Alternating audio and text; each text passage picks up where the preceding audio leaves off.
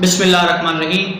آج کا میرا موضوع ایک ایسی عظیم ہستی ہے جس نے اللہ کی توحید، رسول کی رسالت اور علی کی ولایت کو بچایا۔ آج اگر انسانیت میں شعور ہے تو اسی کی وجہ سے، آج اگر رشتوں میں پہچان ہے تو اسی کی وجہ سے، اور آج اگر دین اسلام ہے تو اسی کی وجہ سے۔ سامعین محترم، اس دنیا میں شہنشاہ بھی ہوئے اور بادشاہ بھی، سپہ سالار بھی ہوئے اور سپاہی بھی، مقتول بھی ہوئے اور مظلوم بھی، غازی بھی ہوئے اور شہید بھی، مگر کسی کی موت کو وہ سوگواری نصیب نہ ہوئی جو شہید کربلا کے لیے مقدر ہو چکی تھی۔ آج اس مظلوم کو خاک و خون میں تڑپے تقریباً 1450 برس ہو چکے ہیں، مگر ماتم گساری اور سوگواری میں فرق نہیں آیا۔ اس لیے نہیں کہ وہ نواسہ رسول، جگر گوشہ بطول اور حضرت علی کے فرزند تھے، بلکہ انہوں نے سچ کے لیے گردن کٹائی، خاندان بھر کے قیمتی لال و جواہر کربلا کی تپتی ریت میں کھو دیے۔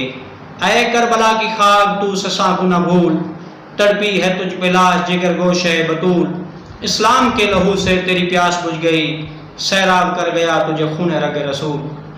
سامعین محترم، حضرت امام حسین لاش پر لاش اٹھاتے رہے، جوان بیٹے علی اکبر کی لاش، بھتیجے قاسم کی لاش، بھائی عباس کی لاش، ننھے اصغر کی لاش، اور آخر میں خود بھی اپنے لہو سے ریت کے زروں کو لال زار کر گئے۔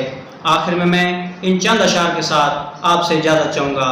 غم خوار کون تھا میرے مولا حسین کا، دختر رسول تھی نبابہ حسین کا، دے گا جواب کیا تو سر حشر اے فرات، رکھا ہے تو نے پیاسا قبیلہ حسین کا، قدموں میں اسماعیل کے زمزم تو بہہ گیا، خالی پڑا رہا ہے پیالہ حسین کا، رویا نہ تو بھی پھوٹ کے اس وقت آسمان، جلتا تھا جب کے سامنے خیمہ حسین کا، جس کو تھا بڑے ناز سے پالا بطول نے، پامال ہو گیا وہ لاشا حسین کا، اور مٹی میں مل گئے ہیں ارادے یزید کے، لہرا رہا ہے آج بھی پرچم حسین کا، لہرا رہا ہے آج بھی پرچم حسین کا۔